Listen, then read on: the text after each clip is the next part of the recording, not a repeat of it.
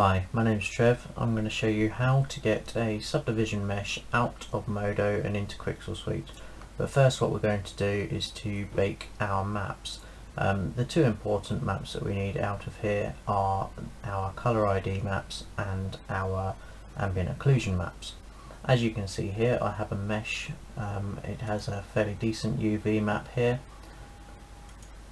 and this mesh has several standard materials on here with the colour changed. There's nothing special about these materials, they are just simply have an altered diffuse colour here.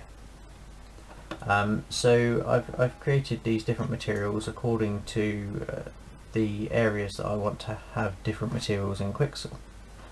So let's go through to our render tab, and in here we can see we've got our alpha output and final color output. We want to hide both of these, we don't need them for this.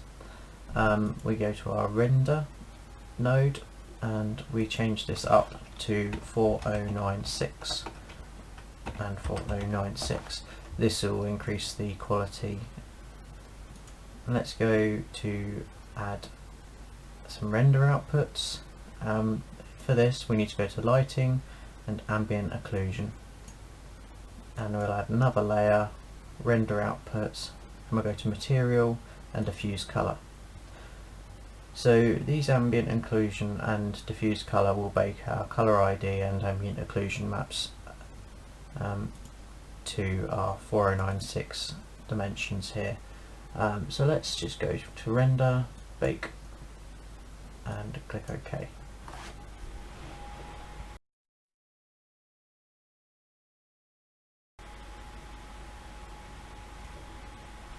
Okay, now we're done.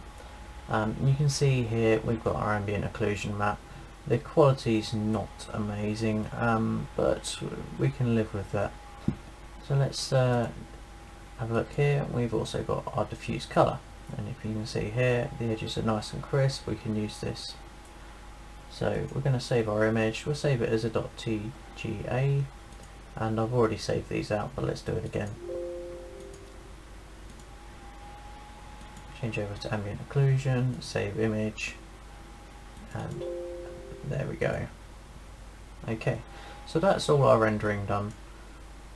Just to reiterate, when I clicked, I went to bake from object to render outputs, not bake to render outputs. Okay, so now we have this mesh in here. It's subdivided. There's slightly round corners, a bit masked by the materials that I've put on here, but even so, if we come out of here you can see the difference there. So I'm just pressing shift and tab to go in and out of subdivision mode. So I want to export this with subdivisions, and the only way to do this whilst being able to display it into into Quixel is to go to geometry and freeze. And you want to copy the settings that I've got here. I'll leave this on the screen for a few seconds and click OK. So this will subdivide it a bit and actually make real geometry where we need it. Let's just go File, Export As, and we'll choose OBJ. So I'm going to call this platform.obj.